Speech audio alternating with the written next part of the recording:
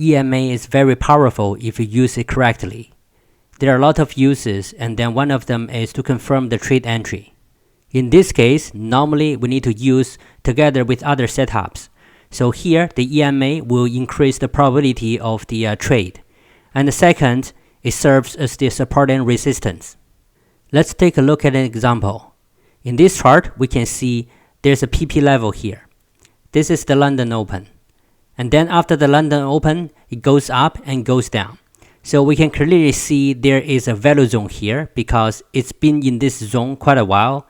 Here, here, and here. That's why this is a value zone.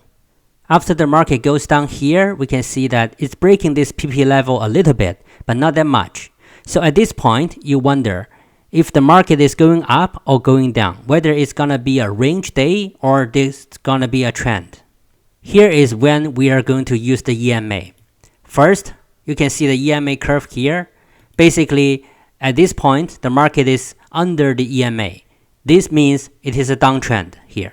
So for the downtrend, because the market is under the EMA, so when it goes up to test this EMA again, that means it's resistance.